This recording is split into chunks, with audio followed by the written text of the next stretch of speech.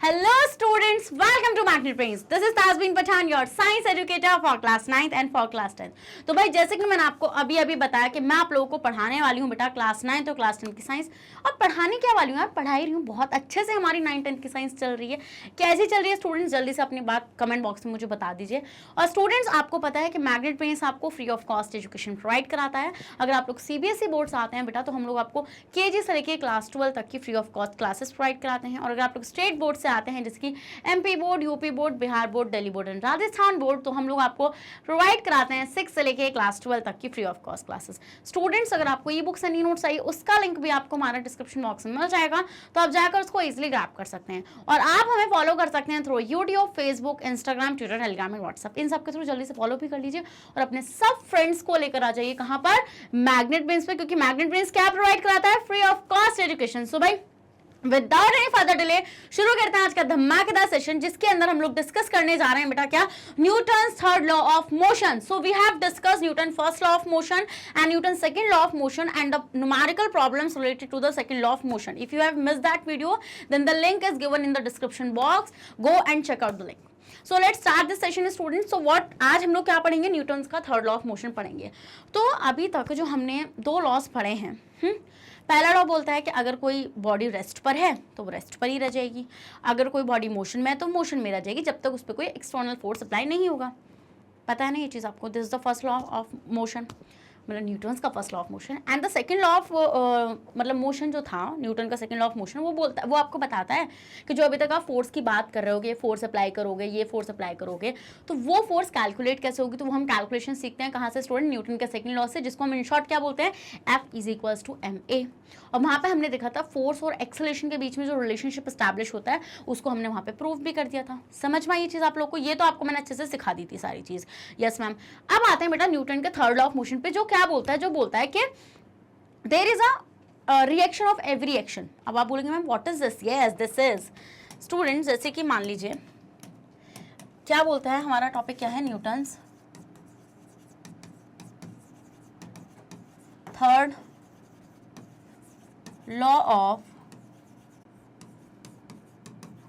तो न्यूटन्स का third law of motion बेटा क्या बोलता है, न्यूटन का थर्ड लॉ ऑफ मोशन बोलता है कि अगर कोई एक्शन हो रहा है तो उसका इक्वल एंड अपोजिट रिएक्शन आएगा। Yes, this is the Newton third law of motion. It means कि मान लीजिए आपके पास दो बॉडीज है, ठीक है। लेट्स टेक एन एग्जांपल, हम लोग यहाँ पे एग्जांपल लेते हैं, मान लीजिए एक बॉडी है A और एक है बॉडी B, ठीक है। देखो आपको ये चीज़ जर्नली तो सुनी होगी आपने कि मान लीजिए अगर कोई आपको एक थप्पड़ मारेगा तो आप उसको पक्का दूसरे में थप्पड़ मारोगे। अगर आप गांधी जी को फॉलो नहीं करते तो ये पक्का रिएक्शन होगा कि अगर उसने आपके एक थप्पड़ मारा तो एकदम से इन जनरल एक थप्पड़ तो रिटर्न में आएगा। तो इसका मतलब क्या, आपने थप्पड़ मारा तो उसके रिएक्शन में भी तो थप्पड़ ही वापस आया ना। हाँ, तो यहाँ पे न्यूटन का थर्ड लॉ तो अप्लाई हो रहा है कि जैसा एक्शन आप किसी के साथ कर रहे हो रिएक्शन उतना ही उसी फोर्स से आएगा वहां से। हाँ, तो मान लीजिए इस बॉडी A ने स्टूडेंट क्या किया, इस बॉडी B पर, अब आपको पता है, अब आपको फोर्स को कैलकुलेट करनी आती है। मान लीजिए 25 न्यूटन की फोर्स लगाई, तो हम ये देखेंगे ये बॉडी भी इक्वल एंड अपोजिट फोर्स लगाएगी इस पर, मतलब 25 न्यूटन की फोर्स लगाएगी इस बॉडी पर, ठीक है। मान लो इस बॉडी ने क्या करा, इस बॉडी A ने इस बॉडी B को धक्का मारा 25 न्यूटन की फोर्स से, तो ये बॉडी B भी 25 न्यूटन की फोर्स से ही धक्का मारेगी इसको। मतलब कि यहाँ पे जैसा एक्शन कर रहे हो वैसा ही रिएक्शन निकल कर आने वाला है। समझ रहे हो मेरे वाला पॉइंट आप लोग या नहीं समझ रहे, जल्दी से बताओ, समझ रहे हो वाला पॉइंट। Yes ma'am. तो हम यहाँ से ये बोल रहे हैं कि जो आपकी बॉडी A है जो फोर्स लगा रही है, देखो यहाँ पे ना मैंने आपको एक चीज बोली कि there is a reaction, there is a equal and opposite reaction of every action, there is an equal and opposite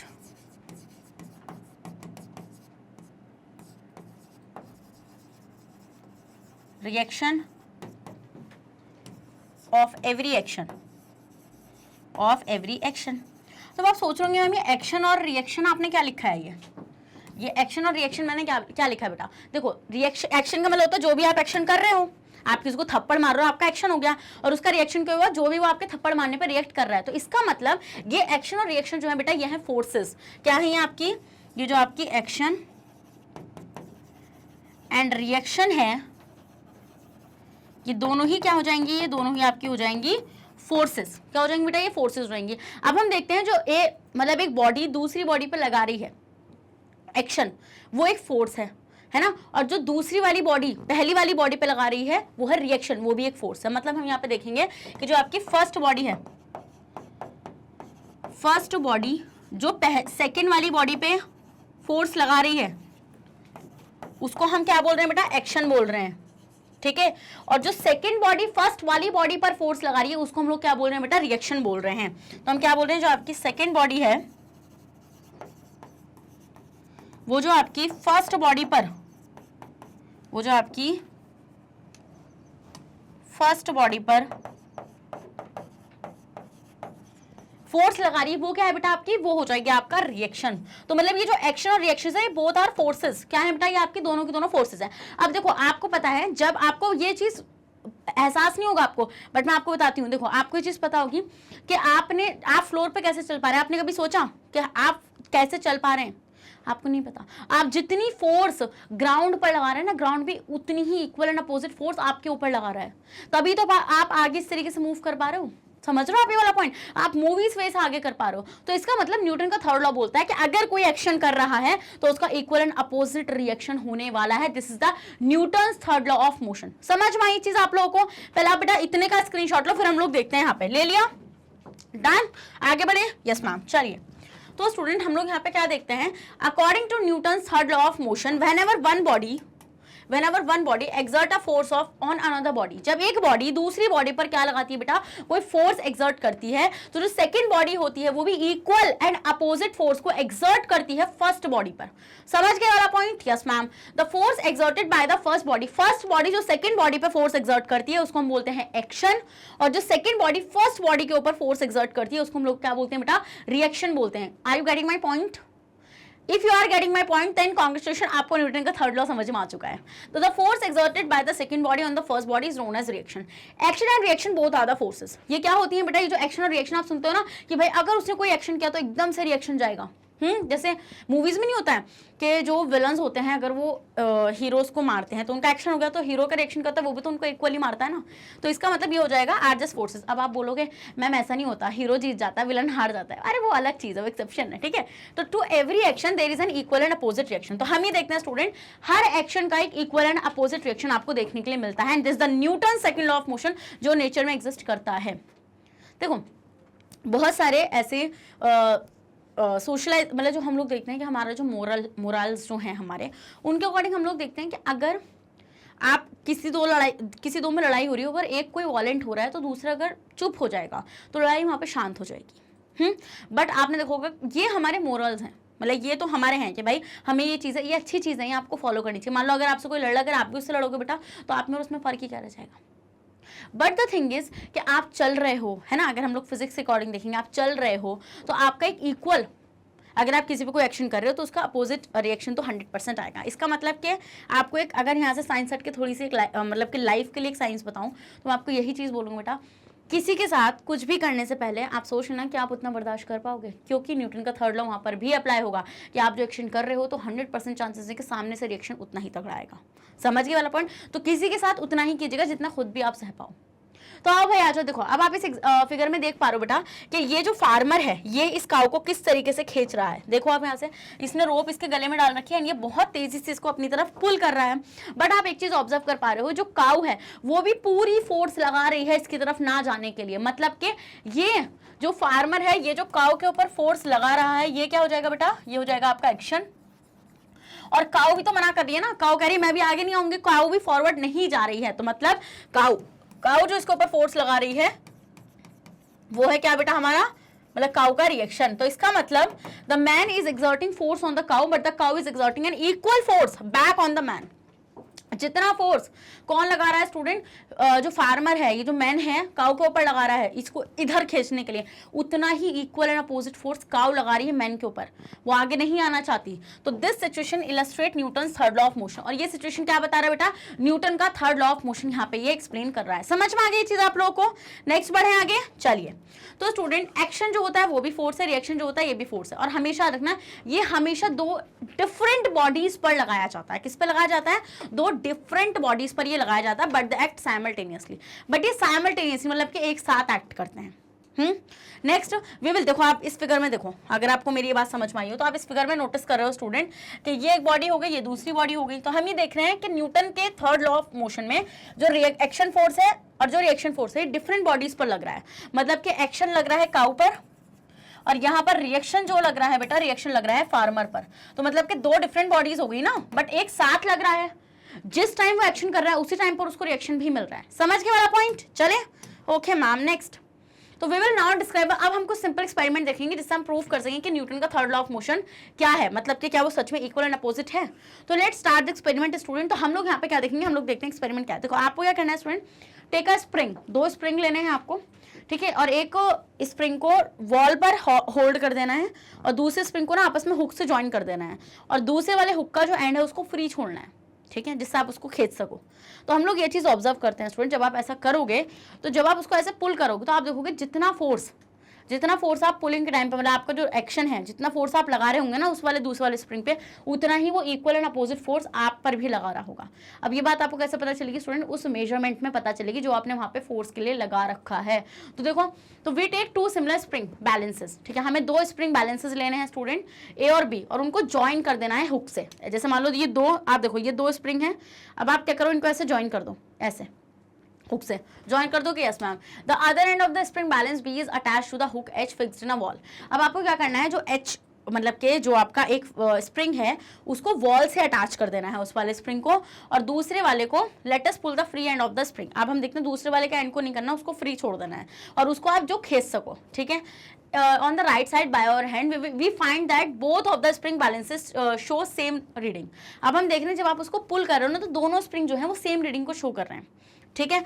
तो फॉर एग्जांपल जैसे आप इस फिगर में देख पा रहे हो, आप इस फिगर में क्या देख पा रहे हो, देखो यहाँ पर ये आपके स्प्रिंग बैलेंसेस थे स्टूडेंट, देखो आप यहाँ पे, ठीक है, ये आपने यहाँ पे वॉल से अटैच कर रखा था हुक के थ्रू, ऐसा आपने हुक डाल रखा था यहाँ से, और स्टूडेंट इनको भी आपने दोनों को आपस में ऐसे अटैच कर रखा था, ठीक है, हुक से आपने बांध रखा था, और इस एंड को आपने फ्री छोड़ा था। क्यों छोड़ा था? क्योंकि आप उसको खींचना चाह रहे थे, आप उसको ऐसा पुल करना चाह रहे थे। Yes ma'am. तो हमने क्या देखा बेटा, ये था आपका एक्शन, आपने जो पुल किया ये आपका एक्शन था, ठीक है, और रिएक्शन क्या आया, हमने देखा जितने फोर्स से जितनी रीडिंग इसमें आ रही थी ना उतनी रीडिंग इसमें आ रही थी। तो मतलब इस एक्सपेरिमेंट से हमें ये चीज पता चली कि एक्शन 4 न्यूटन का था ना, तो रिएक्शन भी 4 न्यूटन का था, मतलब ये स्प्रिंग भी इस पर 4 न्यूटन की फोर्स लगा रहा था। समझ गए? तो मतलब ये तो न्यूटन के थर्ड लॉ को यहाँ पे क्या कर रहा है, बिल्कुल अच्छी तरीके से जस्टिफाई कर रहा है। जैसे कि when we pull the balance a, जब हम लोग ने ए स्प्रिंग को खींचा इस तरीके से, it exert a force of 4 Newton, उसने 4 न्यूटन का फोर्स लगा, उसने 4 न्यूटन का फोर्स लगाया ऑन द बैलेंस बी वाले बैलेंस पे। The balance b pull the balance a with an equal force of 4 newton. फिर हमने क्या चीज ऑब्जर्व करी कि जो आपका बैलेंस ए था उसने बैलेंस बी पे इक्वल फोर्स लगाया, कितना, 4 न्यूटन का फोर्स लगाया, but in the opposite direction, but opposite direction में। तो इसका मतलब हमने यहाँ पे ये चीज देखी कि एक्शन और रिएक्शन जो फोर्सेज होती हैं ये अपोजिट डायरेक्शन में लगती हैं। किसमें लगती है? अपोजिट डायरेक्शन में। अगर एक इधर लग रही है तो दूसरी उधर साइड लगेगी। In other words, when balance A exert a force on the action balance B, then balance B exert an equal and opposite force of reaction on balance A, since both the spring balances show the same reading। तो हमने यहाँ पे ये चीज देखी कि जो आपका A है वो B पर पूरी तरीके से, मतलब अगर ये 4 न्यूटन का फोर्स लगा रहा था तो ये भी 4 न्यूटन का ही फोर्स लगा रहा है। तो मतलब एक्शन जितने फोर्स से लग रहा है, रिएक्शन भी उतनी ही फोर्स से आ रहा है, इक्वली और अपोजिट तरीके से आ रहा है। तो हम यहाँ से ये चीज कंक्लूड कर सकते हैं कि action and reaction are equal. ये दोनों ही फोर्सेस जो होती हैं बेटा, ये क्या होती हैं, ये इक्वल होती हैं इन मैग्नीट्यूड। मैग्नीट्यूड का मतलब क्या होता है, मैंने आपको बताया था ना, मैग्नीट्यूड का मतलब होता है बेटा क्या, जल्दी बताओ, साइज, है ना। तो आप देख रहे हैं यहाँ पे 4 न्यूटन, तो दूसरा ही 4 न्यूटन होगा, तो मतलब ये दोनों का मैग्नीट्यूड सेम होता है। We find that action force is acting towards east and the reaction force is acting towards west. तो हम यहाँ पे एक चीज ऑब्जर्व कर पा रहे हैं कि एक्शन और रिएक्शन फोर्सेज जो होती हैं दोनों ही अपोजिट डायरेक्शन में एक्ट करती हैं। तो हमने इस एक्सपेरिमेंट से एक तो ये चीज देख ली कि हाँ भाई, न्यूटन का थर्ड लॉ में ये बात बिल्कुल सही बोली जाती है कि अगर कोई एक्शन कोई बॉडी कर रही है तो उस पर सेम रिएक्शन आएगा, मतलब दूसरी बॉडी उस पर सेम रिएक्शन देगी और उसका मैग्नीट्यूड इक्वल होगा। फिर हम लोग ये देखते हैं कि जो एक्शन और रिएक्शन फोर्सेज होती हैं बेटा वो दोनों ही अपोजिट डायरेक्शन में लगती हैं। समझ गए वाला पॉइंट? समझ गए नहीं समझ गए? अब देखो, action and reaction act on 2 different bodies, ये 2 डिफरेंट बॉडीज पर लगती हैं। Suppose a box is resting on the ground. हम ये देखते हैं कि आपने एक बॉक्स को ग्राउंड पर रेस्ट करने के लिए छोड़ दिया है। The box is exerting a downward force. अब आपको पता है बॉक्स का भाई कोई वेट है तो वो नीचे की तरफ एक फोर्स लगाएगा। फिर हम लोग ये देखेंगे स्टूडेंट, जो डाउनवर्ड वेट है बॉक्स का वो बैलेंस होगा इक्वल एंड अपोजिट तरीके से ग्राउंड के अपवर्ड फोर्स से। समझ रहे हो, क्योंकि ग्राउंड भी तो उसके ऊपर फोर्स लगाएगा ना। तो मतलब जितना एक्शन इस बॉक्स ने किया ग्राउंड पर, उतना ही रिएक्शन ग्राउंड इसके ऊपर करने वाला है। इट मीन्स कि देखो मैं ये बोल रही हूँ कि आपके पास यहाँ पर मान लीजिए बेटा कि आपके पास एक बॉक्स था, ठीक है, और आपने इस बॉक्स को रखा यहाँ पे ग्राउंड पे, आपने यहाँ पे ग्राउंड पे रख दिया इस बॉक्स को, ठीक है। तो ये काफ़ी हैवी बॉक्स था, लेट्स से ये काफ़ी हैवी बॉक्स था। तो हमने ये देखा स्टूडेंट, हैवी बॉक्स होने की वजह से इसने ग्राउंड पर क्या लगाया, कुछ फोर्स लगाया, ठीक है। कितने भी न्यूटन का हो सकता है ये, इसने कुछ एक्स फोर्स लगाया ग्राउंड पर, एक्स फोर्स ऑन ग्राउंड, इसने ग्राउंड पर एक्स फोर्स लगाया स्टूडेंट, और उस फोर्स को हमने क्या बोला, इसका एक्शन। ये क्या हो जाएगा बेटा, ये हो जाएगा एक्शन। अब हमने एक चीज ऑब्जर्व करी स्टूडेंट, जब ये ग्राउंड पर फोर्स लगा रहा है तो उतनी ही इक्वल फोर्स कौन लगाने वाला है इसके ऊपर, बताओ जरा जल्दी से, ग्राउंड भी तो लगाएगा। तो ग्राउंड इस तरीके से, ये ग्राउंड नीचे है तो ग्राउंड भी इस तरीके से फोर्स लगाएगा। तो कितनी, अगर एक्स फोर्स लगी है तो एक्स फोर्स से ग्राउंड लगाने वाला है, x force on box by ground, by ground, और ये क्या हो जाएगा, ये हो जाएगा रिएक्शन। तो इसका मतलब हम यहाँ पे ये देख रहे हैं मैम कि एक्शन और रिएक्शन जो दोनों फोर्सेस है ये इक्वल और अपोजिट है। मतलब जितना फोर्स बॉक्स ग्राउंड पर लगा रहा है उतना ही इक्वल एंड अपोजिट फोर्स कौन लगा रहा है, ग्राउंड बॉक्स पर लगा रहा है। तो इसका मतलब हम यहाँ से कंक्लूड कर पा रहे हैं कि जो एक्शन और रिएक्शन होते हैं ये इक्वल होते हैं। कैसे होते हैं, बिल्कुल इक्वल होते हैं, क्योंकि अगर जितना एक्शन उतना ही तगड़ा रिएक्शन जाएगा। समझ गए, नहीं समझ गए। और आप देखो डिफरेंट डायरेक्शन में लग रहा है, ये नीचे की तरफ, वो ऊपर की तरफ, तो अपोजिट डायरेक्शन में लग रहा है। तो हम यहाँ से एक चीज कंक्लूड कर पा रहे हैं कि action and reaction both are applied in equal, both are in opposite direction, opposite direction. समझ गए, ये नहीं समझे जल्दी से बताइए, समझे कि नहीं समझे न्यूटन का थर्ड लॉ? अगर समझ गए हैं तो इसी बात पर रेड हार्ट कमेंट कर दीजिए ना जल्दी से। चलिए स्क्रीनशॉट लीजिए, ठीक है बेटा। तो अब देखो, अब आप देखोगे the force exerted by the weight of the box is action, and जो ग्राउंड उसके ऊपर लगा रहा है वो हो जाएगा उसका क्या, रिएक्शन। तो box is in equilibrium under the action of two forces. तो अब आपका बॉक्स, इक्विलिब्रियम का मतलब क्या होता है, बॉक्स आपका बैलेंस है, क्योंकि यहाँ पे दो फोर्सेस अप्लाई हो रही हैं, एक्शन और reaction. It neither goes up, अब ना तो ये ऊपर जाएगा ना ही नीचे रहेगा, है ना। The action of the box must be equal and opposite to the reaction of the ground. It is obvious that action of the box act on the ground and the reaction of the ground act on the box, just action and reaction act on two different bodies. अब आप देखोगे ये जो point मैं आपको बोल रही हूँ कि जो फोर्सेस हैं आपकी, action and reaction both acts on the different bodies. ये दोनों किस पे एक्ट करेंगे स्टूडेंट, डिफरेंट बॉडीज पर ये आपके एक्ट कर जाएंगी। तो अब आपने किस चीज का देखो, तो ये था बॉक्स और ये था बेटा आपका ग्राउंड, ठीक है। तो आपने देखा ग्राउंड अलग बॉडी है और बॉक्स अलग बॉडी है। तो बॉक्स ने ग्राउंड पर लगाया एक्शन वाला फोर्स, और ग्राउंड ने बॉडी पर लगाया, मतलब बॉक्स पर लगाया स्टूडेंट क्या, रिएक्शन वाला फोर्स। तो आप देख रहे हो ना, एक्शन और रिएक्शन दो डिफरेंट बॉडीज पर लग रहे हैं। समझ में आया कि नहीं आया यहाँ पे? तो ग्राउंड और बॉक्स यहाँ पे दो डिफरेंट बॉडीज हो जाएंगी। डन, आगे बढ़े, चलिए आगे बढ़ जाते हैं बेटा, ठीक है। तो आप इस फिगर में भी देख पा रहे होंगे, जो बॉक्स है देखो वेट की वजह से नीचे एक्शन आ रहा है, तो ग्राउंड जो है, ग्राउंड उसके ऊपर रिएक्शन भी दे रहा है। इजी, यस मैम इजी, बहुत आसान था। तो क्या आप लोगों को चमका कि न्यूटन का थर्ड लॉ ऑफ मोशन क्या होता है? अगर चमक रहा है तो इसी बात पर रेड हार्ट कमेंट करिए, और जल्दी से सेशन को लाइक भी कर दीजिए, क्योंकि आप सेशन को लाइक करेंगे तो मैम को मिलेगी और भी ज्यादा हिम्मत, और मैम लेकर आएंगे आपके लिए और भी मजेदार कंटेंट। समझ में आया? देखो आपको अच्छा लगता है पढ़कर, क्या लगता है मैम आपको ये इंप्रूव करना चाहिए, वो सब कुछ बता दो रिव्यू के अंदर, और वो मतलब कमेंट बॉक्स में, ठीक है। और कमेंट बॉक्स में, और आपको साथ में अब मुझे पता चला है कि आपको फॉर्म्स वगैरह भी मिलने शुरू हो गए हैं, जहाँ पे आप अपने टीचर्स के बारे में बता सकते हैं कि आपको क्या टीचर कैसे लग रहे हैं। तो स्टूडेंट वहाँ पर भी आप बताएगा कि मेरा आपको पढ़ाना या जो भी आपको लगता है, वहाँ पे अपने कमेंट्स और रिव्यूज़ दीजिएगा, क्योंकि मैं चाहती हूँ कि मैं आप पता कर पाऊँ कि मेरे स्टूडेंट्स के दिमाग में क्या चीज़ें चल रही हैं और क्या वो चाहते हैं, कुछ और चीज़ भी वो चाहते हैं कि हाँ मैम आप ये भी करिए, तो I do that. Okay, next. तो अब कुछ एग्जांपल्स देखेंगे student, some examples to illustrate Newton third law of motion. और इन एग्जांपल्स के बाद देखो, इन एग्जांपल्स को कराने का सिंपल सा फंडा है, ये एनसीईआरटी में आ रहे हैं। अगर एनसीईआरटी में से क्वेश्चन में आ गए, अगर क्वेश्चन आ गया कि हाउ डू वी वॉक, तो आप ये नहीं बोल सकते टीचर को जाके कि टीचर ने आपको नहीं बताया, क्योंकि अगर भले से उन्होंने नहीं बताया, मैंने तो बताया ना, मैंने तो बताया, तो आप तो लिख कर आओ और टीचर को इंप्रेस करके, अरे भाई देखो आपने बताया भी नहीं था, फिर भी हम लोग लिख के आ रहे हैं। बाद में नाम बता देना, तज़ीम नाम से पढ़ा था। चलो। तो स्टूडेंट हम लोग चल कैसे रहे हैं, हम लोग वॉक कैसे करें? देखो आपको पता है कि हमारा वेट क्या है, जब हम चल रहे हैं तो हम कुछ ना कुछ एक्शन कर रहे हैं, हम कुछ ना कुछ फोर्स लगा रहे हैं ग्राउंड पर।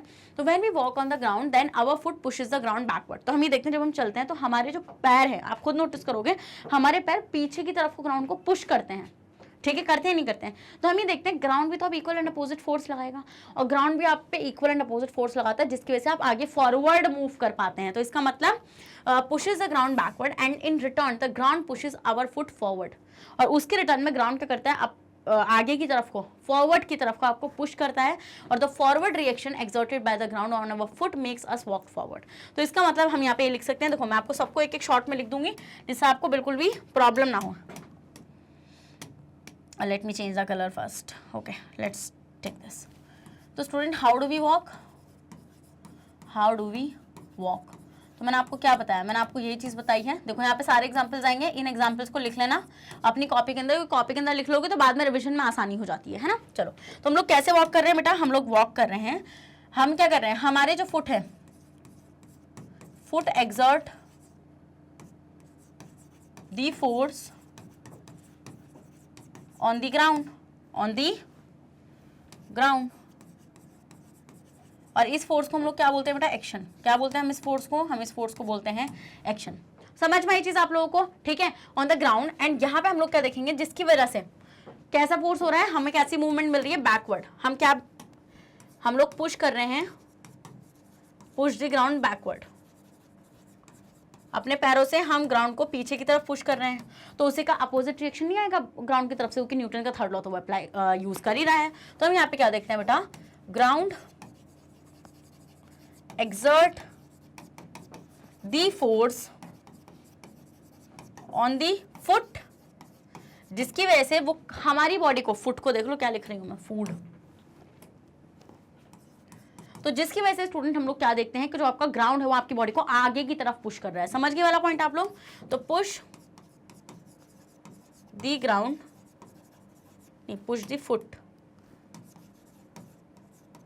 Forward, forward. और ये वाली जो फोर्स ग्राउंड हमारे ऊपर लगा रहा है, हमारे पैरों के ऊपर लगा रहा है, वो हो जाएगा आपका रिएक्शन। तो इसका मतलब हम न्यूटन के थर्ड लॉ की वजह से ही चल पा रहे हैं। बिल्कुल, आप न्यूटन के थर्ड लॉ की वजह से ही चल पा रहे हैं। अब आप एक बात ऑब्जर्व करना कि ये जो आपका काम है ना, आगे आप आराम से चल पा रहे हो, इजी आराम से चल पा रहे हो, ये आप नॉर्मल ग्राउंड पे चल पाते हो। कभी आपने स्लिपरी उस पर चलने की कोशिश करी है? तो कुछ सोचो, स्लिपरी मतलब जहाँ पे थोड़ा सा पानी गिरा हुआ हो, तो आप देखते हो एकदम से पैर फिसलता है। ऐसा क्यों होता है? ऐसा क्यों होता है स्टूडेंट? ऐसा इसलिए होता है क्योंकि वहाँ पे फ्रिक्शन की फोर्स का थोड़ा सा क्या होता है, वहाँ पे फ्रिक्शन थोड़ा सा कम रह जाता है। अभी मैं आपको बताती हूँ, पहले आप इतने का स्क्रीनशॉट लो, ले लिया।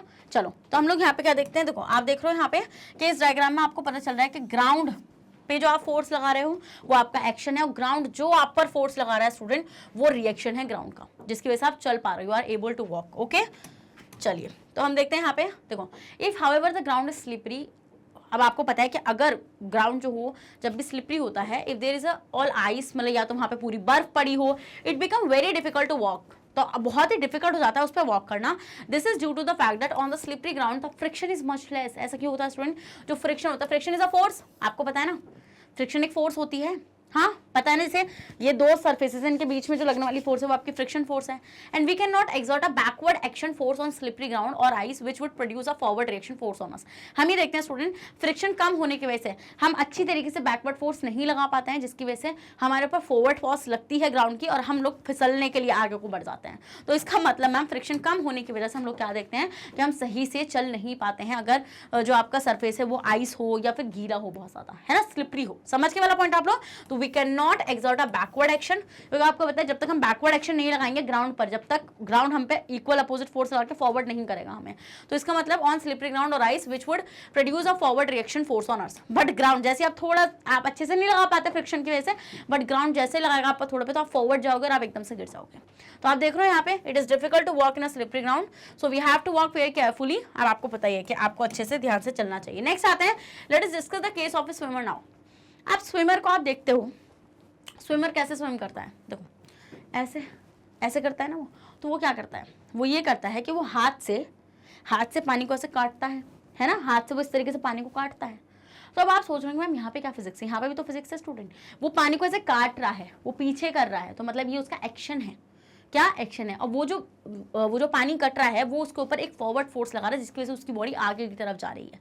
तो आप देखोगे यहाँ पे इस फिगर में, आप देखो वो वाटर को पुश कर रहा है, वो पुश वाटर कर रहा है और वाटर उसको पुश कर रहा है आगे की तरफ को। तो इसका मतलब हम यहाँ पे क्या देखते हैं, अ swimmer pushes the water backward. हम ये देखते हैं जो स्विमर होता है वो पीछे की तरफ पानी को पुश करता है with his hands or feet to move in the forward direction. It is equal and opposite direction of this force which pushes the swimmer forward. फिर हम ये देखते हैं स्टूडेंट उसी फोर्स से, मतलब ये इस तरीके से पीछे को फोर्स लगाता है, water equal and opposite force लगाता है स्विमर की बॉडी के ऊपर, जिसकी वजह से स्विमर की बॉडी फॉरवर्ड डायरेक्शन में जाती है। समझ के वाला पॉइंट या नहीं समझ के, जल्दी बताओ। समझ गए? इस तरीके से हम ये देखते हैं स्टूडेंट, जो आपका स्विमर होता है वो पुश करता है, मतलब आगे की तरफ को उसकी बॉडी मूव करती है। दो action and reaction forces are equal in magnitude but they do not produce equal acceleration in two bodies on which they act. This is because the two bodies on which action reaction forces are usually have a different masses. सो देखो ये बोल रहे हैं कि जो आपका action and reaction है, ये जो दोनों फोर्सेस हैं ये इक्वल हैं मैग्नीट्यूड में, इक्वल इन मैग्नीट्यूड। तो इक्वल इन मैग्नीट्यूड का मतलब क्या होता है बेटा, इक्वल इन मैग्नीट्यूड का मतलब होता है कि if one body exert a 25 Newton force, तो जो सेकंड बॉडी का रिएक्शन होगा वो भी 25 न्यूटन का ही होने वाला है। बट दे सेड कि ये कितने हैं, ये नॉट इक्वल इन एक्सीलरेशन। अब एक्सीलरेशन में इक्वल क्यों नहीं है, मतलब कि ऐसा नहीं होगा कि एक्सेलरेशन ही इक्वल प्रोड्यूस करेंगे, इक्वल एक्सेलरेशन प्रोड्यूस नहीं करेंगे। ऐसा इसलिए होता है स्टूडेंट क्योंकि आपको पता है जो आपका एक्सेलरेशन होता है, जो आपका अगर आपने मेरे साथ सेकंड लॉ ऑफ न्यूटन पढ़ा तो आपको ये चीज़ मालूम है बेटा कि एक्सेलरेशन किस पर डिपेंड करता है, मास पर। Acceleration depends on the mass, समझ गए? Acceleration depend on the mass, जितना ज़्यादा मास होगा उतना ही ज़्यादा बेटा क्या होगा, एक्सेलरेशन होगा। इसका मतलब उतना ही ज्यादा आपको फोर्स वहां पे लगानी पड़ेगी, है ना। आप देखते हो यहाँ पे कि उतना ही ज्यादा आपको फोर्स लगानी पड़ेगी, so the acceleration produce will more in the body having a, मैंने यहाँ पे उल्टा लिखता, सॉरी। हम ये देखते हैं स्टूडेंट जितना ज्यादा मास होगा उतना ही कम एक्सेलरेशन होगा। क्या? उतना ही कम एक्सेलरेशन होगा। आपको पता है ना F is equals to m में होता है बेटा, क्या होता है, F is equals to m में होता है आपका। तो आपको पता है फोर्स और एक्सेलरेशन जो होते हैं वो तो डायरेक्ट मतलब कि डिपेंड होते हैं, किस पे, डायरेक्टली डिपेंड रहते हैं यहाँ पे। बट हम लोग देखते हैं स्टूडेंट यहाँ पे आपका एक्सेलरेशन और मास का कैसा रिलेशन होता है, इनवर्स का रिलेशन होता है। समझ गए वाला पॉइंट? Yes ma'am. तो देखो आप यहाँ पे कि अगर आपका एक्सेलरेशन जो है वो ज्यादा है ना, एक्सेलरेशन अगर आपका ज्यादा है हैविंग अ लेस मास। अब आपको पता है एक्सेलरेशन किसका ज्यादा होगा, कौन बहुत तेजी से मूव करेगा, जिसका मास कम होगा। बट जो एक्सेलरेशन प्रोड्यूस विद लेस, जिस बॉडी का एक्सेलरेशन कम है मतलब कि उसका मास ज्यादा है। समझ गए बेटा, क्या हो जाएगा, उसका मास ज्यादा हो जाएगा, ठीक है। उसकी स्पीड उतनी कम रहेगी जितना ज्यादा उसका मास रहेगा। तो मतलब ये कैसे रहते हैं, ये आपस में इनवर्सली प्रोपोर्शनल रहते हैं। कैसे रहते हैं स्टूडेंट, ये आपके आपस में इनवर्सली प्रोपोर्शनल रहते हैं। और आप खुद देख लो, अगर आप m कैलकुलेट करोगे इस फॉर्मूले से तो आपका m कैसे कैलकुलेट होगा, f अपॉन a करके, है ना, फोर्स बाय एक्सेलरेशन करके। तो इसका मतलब मास और एक्सेलरेशन का यहाँ पे कैसा रिलेशन होने वाला है बेटा, इनवर्सली रिलेशनशिप होने वाला है। If the acceleration is more than the mass will be less and if the mass is more than the acceleration will be less. और ये चीज मैंने आपको जब भी बताई थी, जब मैंने आपको न्यूटन का सेकंड लॉ पढ़ाया था, कि अगर किसी बॉडी का, ये ध्यान से याद रखना, ये MCQs इन सब में फंस सकते हो तुम लोग, कि अगर किसी बॉडी का मास ज्यादा है तो उसका एक्सेलरेशन कम होगा, और किसी बॉडी का अगर एक्सेलरेशन ज्यादा है तो उसका मास कम होगा। समझ गए? स्क्रीनशॉट लो आप इसका, चलो ले लिया, ठीक है।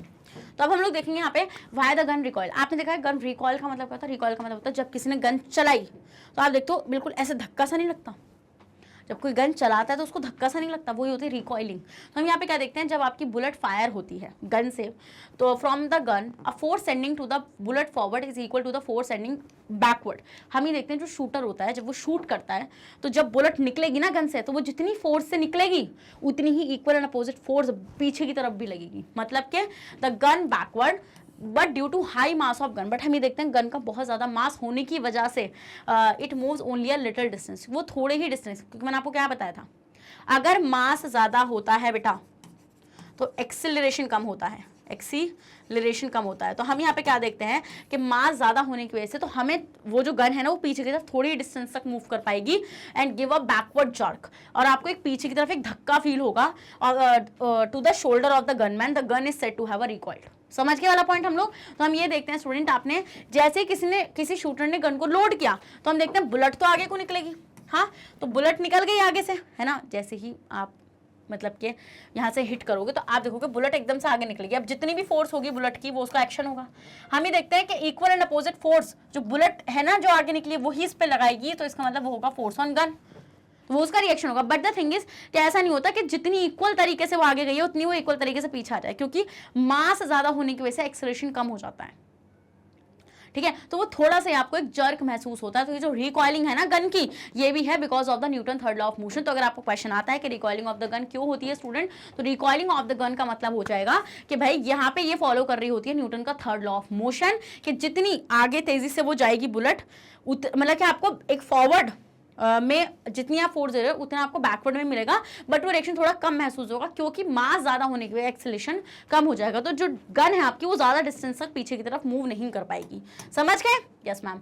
नेक्स्ट आते हैं स्टूडेंट, आपको आपने ये जो एरोप्लेन्स उड़ रहे हैं, जेट एरोप्लेन्स, रॉकेट्स, इन सब का कॉन्सेप्ट क्या है? आपने कभी सोचा इन सब का कॉन्सेप्ट क्या होता है स्टूडेंट? इन सब का कॉन्सेप्ट भी न्यूटन का थर्ड लॉ ऑफ मोशन ही है। हम ही देखते हैं स्टूडेंट, जब इनका इंजन में जो मतलब कि जो इनका फ्यूल होता है, जब वो फ्यूल बर्न करता है बेटा, तो उस फ्यूल के बर्न करने की वजह से एक एग्जॉस्ट प्रोड्यूस होता है, ठीक है।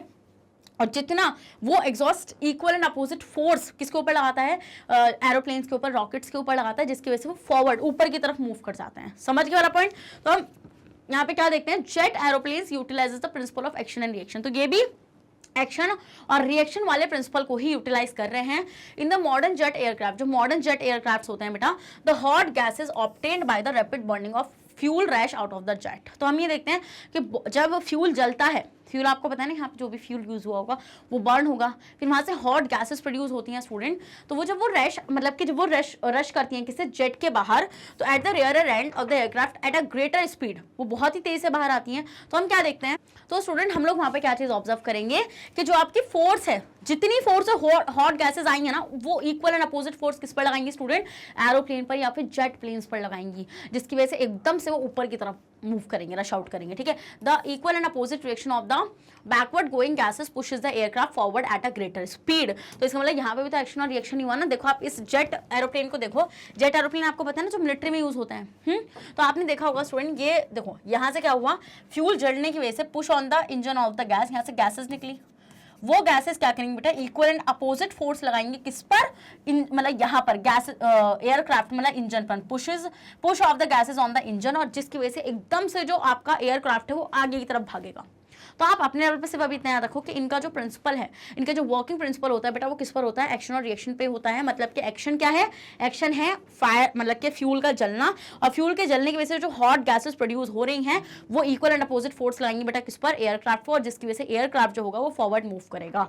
तो the jet aeroplanes insert exert a backward force on the exhaust gases, the backward rushing exhaust gas exert a forward force on the engine. समझ गए वाला पॉइंट? चलिए, तो जो गैसेस, जितनी फोर्स से गैसेस आ रही हैं उतनी ही इक्वल एंड अपोजिट फोर्स वो लगाएंगे किसके ऊपर, एयरक्राफ्ट के ऊपर, और aircraft will move forward. Okay, next आएंगे, we can demonstrate the principle of working of a jet engine. अब आप ना इस एक्सपेरिमेंट को करके देख सकते हो, आप पता कर सकते हो किस तरीके से ये जो जेट एरोप्लेन के इंजन से काम कर रहे हैं। आप क्या करो, आप एक बलून लो और उस बलून को फुला लो, ओके। और जब आप उस बलून को फुलाओगे ना बेटा, तो आप वहाँ पे क्या चीज़ ऑब्जर्व करोगे, आप उसको फुला कर रखो, तो आपने उसके अंदर हवा भर ली। अब आप जैसे उसको ऐसे मुंह से छोड़ोगे ना या हाथ से छोड़ोगे जैसी, तो आप देखोगे वो एक अलग सी ही डायरेक्शन में जाएगा, है ना, चला जाएगा। तो आप वहाँ पे क्या चीज़ ऑब्जर्व करते हो, उसमें वो आगे कैसे गया, सोचा कभी?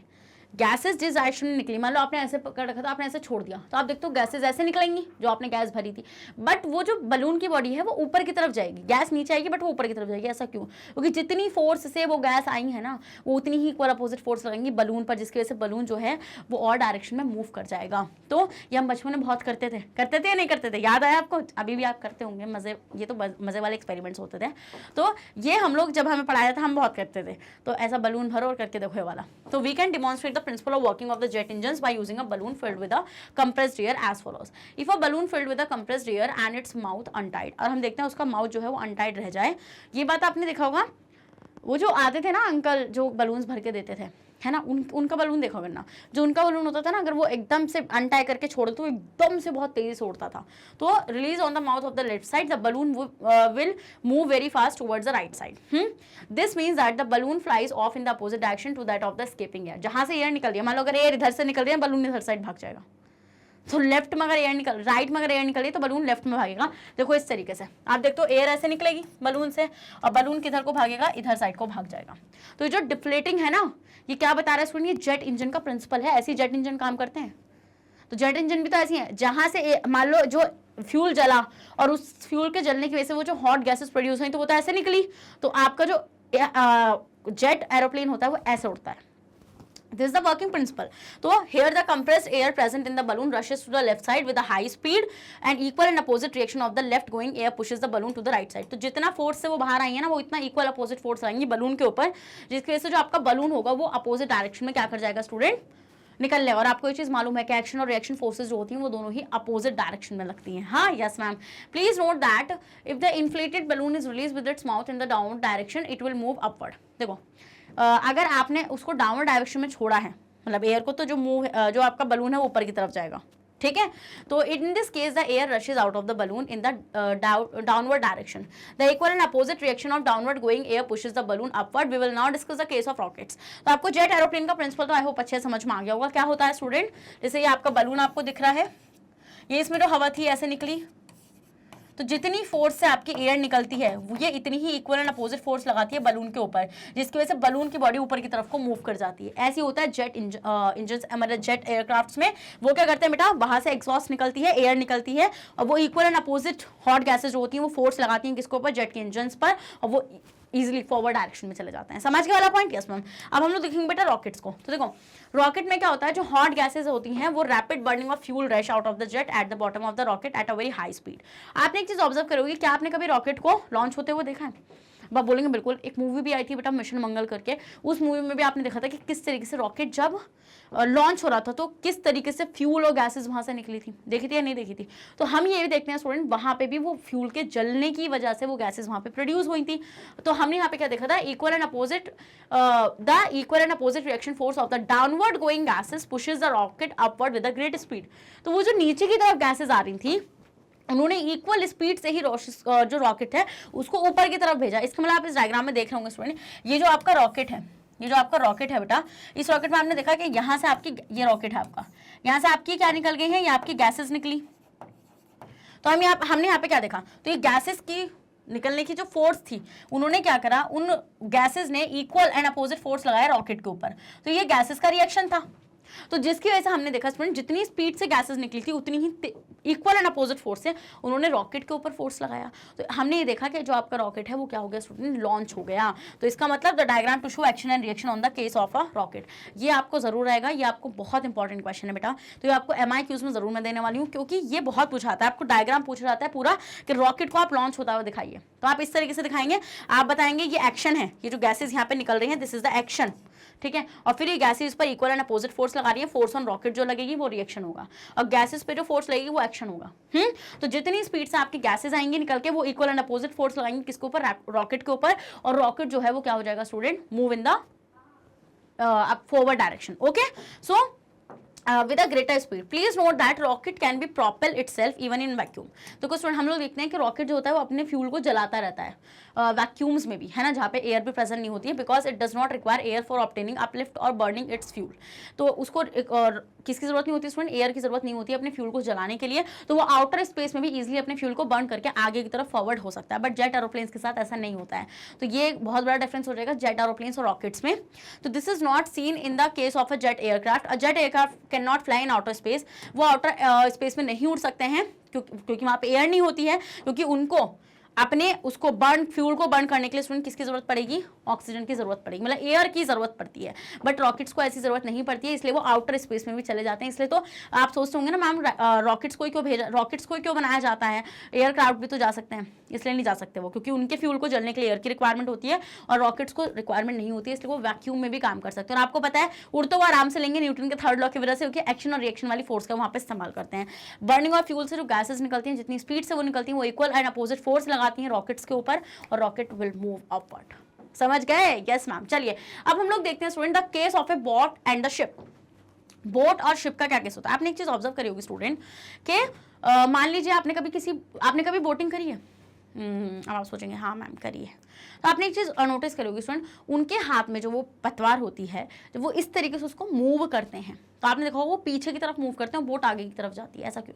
क्योंकि वो पानी को बैकवर्ड डाल रहे हैं, तो वाटर उनको फॉरवर्ड डायरेक्शन में लेकर जा रहा है। तो ये भी तो एक्शन और रिएक्शन ही हुआ ना। तो मतलब कि during the rowing of boat the boatsman pushes the water backward with the oars. अब ओर्स से वो कैसे डालता है स्टूडेंट? पीछे की तरफ को वाटर को पुश करता है। The water exert an equal and opposite force push on the boat.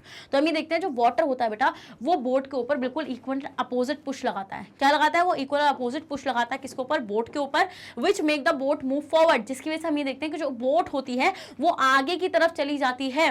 So in the harder the boatsman pushes back the water with oars, greater is the reaction force exerted by water and the faster the boat moves forward. और जितनी तेजी से आप backwardly ores को करेंगे, push करेंगे, तो water उतनी तेजी से पीछे चला जाएगा, और वो जितनी तेजी से पीछे चला जाएगा स्टूडेंट, उतनी ही तेजी से आपकी बोट भी आगे चली जाएगी। तो इस तरीके से स्टूडेंट आप देखते हैं कि जो बोटिंग है वो इसी तरीके से हो पाती है। तो this is the Newton third law of motion. हाँ, तो आप देखो यहाँ पे जो वुमेन है ये वाटर को पुश कर रही है किसके थ्रू? ओर्स के थ्रू। और बैकवर्ड वाटर जो है स्टूडेंट, उसकी वजह से वो भी इक्वल और अपोजिट फोर्स लगा रहा है किस पर? बोट के ऊपर, जिसकी वजह से बोट जो है वो फॉरवर्ड डायरेक्शन में जा रही है। मतलब तो वही बात होगी, अगर तू मुझे इधर धक्का देगा तो मैं तो तुझे पीछे की तरफ धक्का दूंगा। सोचो। Yes ma'am. चले अब देखते हैं, it is common experience that when a man jumps out of the boat to the bank of the river, the boat moves backward away from him। अब आपने एक चीज ऑब्जर्व करी हुई स्टूडेंट, अगर आपने कभी बोटिंग करी है तो आप देखते हैं कि जब आप बोट पे पैर रखते हैं और एक पैर आप शोर पे रखते हैं, मतलब बैंक पे रखते हैं, किनारे पे रखते हैं, तो आप एक ऑब्जर्व करते हैं कि बोट पीछे को जाती है। ऐसा क्यों? क्योंकि आप क्या कर रहे हो स्टूडेंट, आप आगे बढ़ने के लिए एक फोर्स लगा रहे हो बोट के ऊपर, है ना? लगा रहे हो, नहीं लगा रहे हो? तो इक्वल एंड अपोजिट फोर्स। आपने क्या करा? आपने आगे बढ़े, तो आप उसकी वजह से आगे जा पा रहे हो, क्योंकि आपने जो एक्शन किया बोट के ऊपर, बोट ने आपको फॉरवर्ड धकेला। तो हम यहाँ पे क्या देखते हैं? This is due to the fact that step out of the boat the man presses the boat with his foot in the backward direction. मैंने बताया आपको, जब उस बंदे ने अपना पैर रखा किनारे पर, तो आपने देखा कि उसने बोट को पीछे की तरफ पुश किया। तो जब बोट को पीछे की तरफ पुश किया स्टूडेंट, तो बोट क्या करेगा? बोट भी तो इक्वल एंड अपोजिट फोर्स लगाएगा। तो उसने क्या करा? उसने उस पर इक्वल एंड अपोजिट फोर्स लगाकर उसको फॉरवर्ड पुश किया। तो इसका मतलब the push of the man on the boat is the action. ये जो पुश था ना मैन का किसके ऊपर? बोट के ऊपर, वो एक्शन था। और जो बोट ने exert equal and opposite force exert किया मैन पर in the forward direction which enable him to move forward, this force exerted by the boat on the man is reaction. Since the boat is floating on water, अब आपको पता है जो boat है वो water पर float कर रही है, फिक्स नहीं है, तो it move backward due to the action force exerted by man, तो इजिली मूव कर जाएगी। Next, when a boatsman want to take the boat away from the bank, आप ये देखते हैं स्टूडेंट, अगर किसी बोटमैन को किनारे से दूर लेकर जाना है, रिवर से दूर लेकर मतलब कि रिवर में लेकर जानी है किनारे से हटके, तो he sit in the boat and pushes the river bank with its oars। तो आपको पता है स्टूडेंट वो क्या करता है? वो किनारे से अपने ओर्स को मतलब कि ऐसे पीछे करता चला जाता है, बोट जो है वो आगे की तरफ मूव करती चली जाती है। तो when the boatman exert a force of action on the bank, जब वो अपने ओर्स से किनारे पर फोर्स लगाएगा स्टूडेंट, तो आपको क्या पता है? रिएक्शन होगा ना वहाँ पे। तो बैंक जो है वो भी इक्वल एंड अपोजिट फोर्स लगाएगा स्टूडेंट किसके ऊपर? बोट के ऊपर, जिसकी वजह से बोट जो है वो आगे की तरफ चली जाएगी। तो the boat moves away from the bank. समझ के वाला पॉइंट? Yes ma'am. अब आता है स्टूडेंट आपका, अब आपने देख लिया यहाँ पे, आपने कितने केसेस मेरे साथ देखे कि बोट कैसे मूव कर रही है, स्विमर कैसे स्विम कर रहा है, रॉकेट और jet aircraft. Most important topic from this, बहुत ज्यादा पूछा जाता है हमेशा। नेक्स्ट आएंगे स्टूडेंट आपका द केस ऑफ होस पाइप। होस पाइप आपने देखा है? अरे आपने देखा होगा फायर एक्सटिंग्विशर वाले को या पानी वालों को, जो वो ऐसे पाइप लेकर घूमते हैं और वो ऐसे डालते हैं और आग बाग बुझ जाती है, देखा है आपने? तो आपने देखा होगा स्टूडेंट, जब जितनी तेजी से पानी बाहर आएगा ना निकल के, उतना ही equal and opposite force water जो है उस पाइप पर लगाएगा, तो एक उस बंदे को एक जर्क फील होगा। When the fireman are directing a powerful stream of water on a fire from a hose pipe. हम ये देखते हैं स्टूडेंट, जो फायरमैन होता है जब वो होस पाइप निकालकर पानी तो बहुत तेजी से आएगा, तो they have hold the hose pipe strongly. तो उसको ना होस पाइप बहुत ही स्ट्रांगली पकड़ना पड़ता है, क्योंकि उसको पता है कि एक रिएक्शन आने वाला है, क्योंकि जितनी स्पीड से पानी निकलेगा वो इक्वल एंड अपोजिट फोर्स लगेगा किसके ऊपर स्टूडेंट? होस पाइप के ऊपर, because of the tendency to go backward. The backward movement of the hose pipe is due to the backward reaction of water rushing through in the forward direction at a greater speed. तो आपको पता है वो पीछे की तरफ एक jerk क्यों फील होने वाला है? क्योंकि भाई जितनी तेजी से पानी आगे निकल रहा है उतनी ही तेजी से क्या होगा स्टूडेंट, जो बंदा है वो पीछे की तरफ को फोर्स लगती हुई उसमें नजर आएगी। नेक्स्ट आते हैं the case of horse pulling a cart. अब आप देखते हैं स्टूडेंट, वो जो घोड़ा तांगा होता है, घोड़ा तांगा देखा है आपने कभी? देखा होगा पक्का। अरे घोड़ा जो वो चलाता है, मतलब कि तांगा चलाता है, उस पर लोग बैठे हुए रहते हैं। तो to make the cart move, अब कार्ट को मूव कराना स्टूडेंट, तो हम यहाँ पे क्या देखते हैं, जो हॉर्स होता है वो फॉरवर्ड मूव करता है और ग्राउंड को पुश करता है। आपको पता है जब वो ग्राउंड को पुश कर रहा है तो वो फॉरवर्ड ही जाने वाला है। हाँ, तो with its feels when the forward reaction to the backward push the horse is greater than the opposite frictional force of the wheels the cart moves। अब आप ये देखते हैं स्टूडेंट के मैंने आपको एक चीज बताई कि अगर आपको मूव करना है, किसी भी गाड़ी को मूव कराना है, तो आपकी फ्रिक्शनल फोर्स, अनबैलेंस फोर्स आ गई ना यहाँ पे, आपकी फ्रिक्शनल फोर्स से ज्यादा होनी चाहिए आपकी अप्लाइड फोर्स। जब आपकी अप्लाइड फोर्स आपके फ्रिक्शनल फोर्स से ज्यादा होगी तो आप मूव कर पाएंगे। तो हम यहाँ पे क्या देखेंगे, आपको पता है यहाँ पे व्हील और ग्राउंड के बीच में जो फोर्स लग रही है वो कौन सी है, वो है फ्रिक्शनल फोर्स। तो हम देखते हैं अगर आपकी एक्सर्टेड फोर्स, लगने वाली एक्सटर्नल फोर्स ज्यादा हो गई तभी आपकी फ्रिक्शनल फोर्स ओवरकम हो पाएगी और आपका जो कार्ट है वो आगे की तरफ मूव कर पाएगा। इट मीन्स कि हम यहाँ से एक चीज ऑब्जर्व कर पा रहे हैं कि आपकी जो मतलब कि फ्रिक्शनल फोर्स है वो कम होनी चाहिए किसी भी चीज को मूव कराने की। तो हम यहाँ पे क्या देखेंगे, जो घोड़े ने अपनी फीट से पुश कर कर आगे की तरफ को फोर्स लगाई है स्टूडेंट, तो वो हमने क्या देखा, वो फ्रिक्शनल फोर्स से ज्यादा थी, तभी वो कार्ट जो है वो मूव कर पाई। तो इसका मतलब the ground with its feets, तो घोड़े ने क्या किया, घोड़ा आगे कैसे चल पा रहा है क्योंकि वो ग्राउंड के ऊपर एक फोर्स लगा रहा है। When the forward reaction to the backward push of the horse is greater than the opposite frictional force of the wheel the cart moves. तो इसकी वजह से हम लोग क्या देखेंगे स्टूडेंट, जो आपकी कार्ट है वो मूव कर जाएगी क्योंकि यहाँ पे घोड़े की लगाई हुई फोर्स किससे ज्यादा है, फ्रिक्शनल फोर्स से ज्यादा है। It is not always necessary that two bodies can exert a force on one another only when they are in a contact. In some cases, the two bodies can also exert a force on each other when they are not in a contact with each other. That is, the interaction can also take place even when the two bodies are not in a contact. In all such cases, the forces of action and reaction are equal and opposite. देखो, हम ये देखते हैं student, ऐसा जरूरी नहीं है कि फोर्स हमेशा जब लगे जब दो बॉडीज कांटेक्ट में रहें। कभी कभी फोर्स जब भी लगता है स्टूडेंट जब दो बॉडीज कांटेक्ट में नहीं होती हैं। जैसे कि आप देखोगे एक मैग्नेट जो है वो इंटरेक्ट करती है with a piece of iron. ठीक है, एक मैग्नेट जो है जब वो आयरन से इंटरेक्ट करती है तो आपको पता है कि एकदम से आयरन उससे अट्रैक्ट हो जाएगा। हाँ, and exert a force on it even when they are separated by a distance. तो भले से वो दूर हैं बट वो इक्वल एंड अपोजिट फोर्स लगा रहे हैं। The magnet exert a force on iron piece and the iron piece exert on equal and opposite force on the magnet. तो हम यहाँ पे क्या देखते हैं, भले से वो कांटेक्ट में भी नहीं होते हैं स्टूडेंट, उसके बाद भी जो आपका मैग्नेट होगा वो भी आयरन पे इक्वल डिस्टेंस है ना उनके बीच में। आपको पता है आप दूर से मैग्नेट दिखा रहे हो आयरन को, और जैसे आयरन उससे अट्रैक्ट होगा, है ना, आप देखते हो आयरन एकदम से उससे अट्रैक्ट होता है और मैग्नेट भी उसकी तरफ खींची चली जाती है। तो हम यहाँ पे क्या देखते हैं, जितनी अपोजिट मतलब जितनी फोर्स मैग्नेट आयरन पे लगाएगा, आयरन भी इक्वल एंड अपोजिट फोर्स उस पर लगाने वाला है। तो हम देखते हैं जब दो बॉडी में कॉन्टैक्ट भी नहीं होता बट इंटरेक्शन होता है तब भी इक्वल एंड अपोजिट फोर्स का वहाँ पे हम ये देखते हैं कि एप्लीकेशन होता है। The interaction between an electrically charge comb and a piece of paper also takes place from a distance. आपने एक चीज ऑब्जर्व करी होगी student, take a comb and rub on your hair and anything else, और फिर एक piece of paper को आप क्या करना, वहाँ पे उठा के देखना तो पेपर उठ जाएंगे due to the electric charge, है ना। तो हम यहाँ पे क्या देखते हैं student, the electrically charge combs and the piece of paper exert equal and opposite force on each other. तो हम ये देखते हैं जितना फोर्स इलेक्ट्रिक कॉम किस पर लगाएगा स्टूडेंट, पेपर पर लगाएगा, उतना ही पेपर भी इलेक्ट्रिक कॉम पर इक्वल एंड अपोजिट फोर्स लगाएगा। इसका मतलब यहाँ पे बैलेंस्ड फोर्स होती है आपकी और इक्वल और अपोजिट होती है। The interaction between a falling stone and the earth also takes place through they are not in a contact with each other and two forces came in play. While the earth pulls the stone downward by the force of gravity, the stone also pulls earth towards itself with an equal force। आपको पता है student, जब एक stone अर्थ पर गिर रहा है, ठीक है, तो हम यहाँ पे क्या चीज ऑब्जर्व करें स्टूडेंट, अर्थ जो है वो फोर्स पर इक्वल अपोजिट फोर्स लगाएगी ग्रेविटी की वजह से, तो वो नीचे की तरफ खींचेगी और स्टोन भी अर्थ पर इक्वल ही फोर्स लगाएगी। तो इसका मतलब दोनों की जो फोर्स होगी वो इक्वल एंड अपोजिट होगी। भले से वो कांटेक्ट में नहीं है, बिल्कुल ऐसे कांटेक्ट में नहीं है, बट फिर भी उनके बीच में इंटरेक्शन है और वो किस वजह से है, एक्शन और रिएक्शन की वजह से। तो forces are always occur in pair. आपको याद रखना है हमेशा कि अगर एक फोर्स लग रही है तो दूसरी फोर्स भी उसके रिएक्शन में पक्का लगेगी। तो फोर्सेज हमेशा पेयर में होती हैं, एक्शन और रिएक्शन दोनों ही ये पेयर फोर्सेज होती हैं। नेक्स्ट स्टूडेंट एक आपको एक्टिविटी मिलेगी 8.4 आपकी बुक के अंदर, जल्दी से बुक खोल के बैठिए और हम देखते हैं स्टूडेंट की एक्टिविटी हमें क्या कह रही है। देखो हम ये देखते हैं, request to children to stand two separate cart as shown in figure this. आप देखोगे स्टूडेंट, आप दो बच्चों को ऐसे सेपरेट कार्ट पर खड़ा कर दो, रिक्वेस्ट कर लेना अपने प्यारे प्यारे स्टूडेंट से, ठीक है। Give them a bag full of sand and some other heavy object. Ask them to play a game of catch with the bag. Okay. अब उन्हें क्या करो, आप उन्हें सैंड का बैग या जो भी मतलब वो कंफर्टेबल हो, वेटेड होना चाहिए थोड़ा सा, और वो ऐसे ना कैच खेलते रहे, ऐसे अगर एक बंदा दे दूसरा कैच कर ले, इस टाइप से वो खेलते रहे।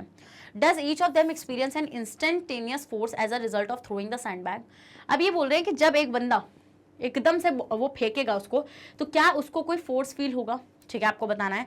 You can paint a white line on cart wheel to observe the motion of the two carts when the children throw the bag towards each other. अब आपको क्या करना है स्टूडेंट, आपने यहाँ पे इन दो कार्ड्स के बीच में ऐसे कोई लाइन ड्रॉ कर लेना, जिससे अगर कार्ट मूव भी करेगी तो आपको पता चलेगा वो कितनी मूव कर पा रही है। तो अब आपको पता है कि इसका आंसर क्या होने वाला है। तो स्टूडेंट क्या हो जाएगा इसका आंसर? देखो भाई इसका आंसर तो यस ही होने वाला है। क्यों? क्योंकि आपको पता है कि जब वो जो लड़का और लड़की है वो ऐसे सैंडबैग को फेंकेंगे एक दूसरे के ऊपर, तो उनको एक क्या फील होगा? उनको एक फोर्स फील होगा दोनों को, क्योंकि वहां पे न्यूटन का थर्ड लॉ अप्लाई होने वाला है। तो yes, in this case each of them receive an instantaneous reaction as a result of throwing the sandbag.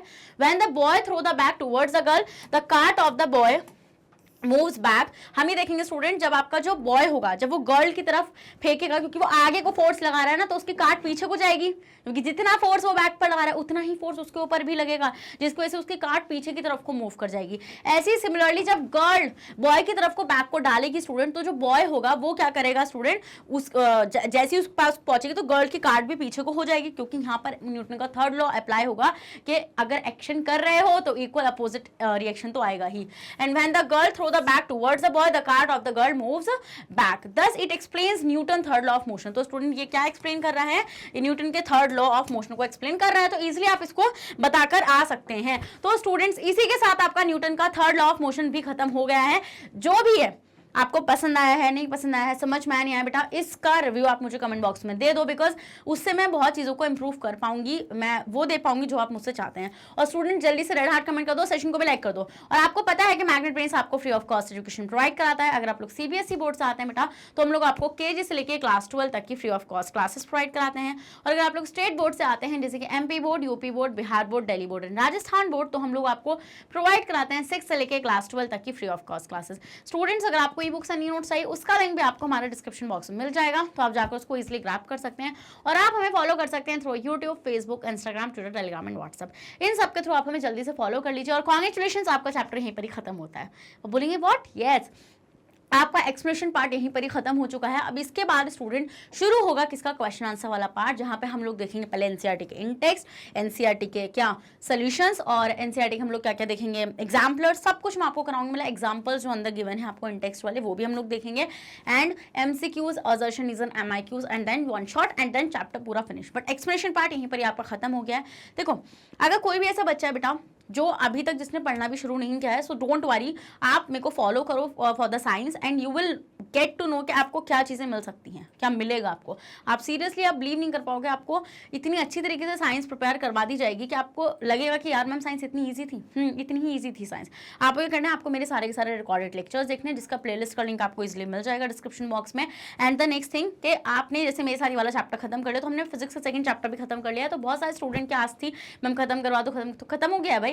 अब बस क्वेश्चन आंसर देखो, फिर उस चैप्टर के बाद इसमें मजे मारो। उसके बाद हम लोग शुरू करेंगे स्टूडेंट क्या, नेक्स्ट केमिस्ट्री का next chapter atoms and molecule. तो स्टूडेंट अब मैं मिलूंगी आपसे नेक्स्ट सेशन में, जहां पे हम लोग डिस्कस करेंगे बेटा एनसीईआरटी के इन टेक्स्ट क्वेश्चंस को। तो जब तक अपना ध्यान रखिएगा, बने रहेगा मेरे साथ मैग्नेट ब्रेन्स पर। Thank you so much.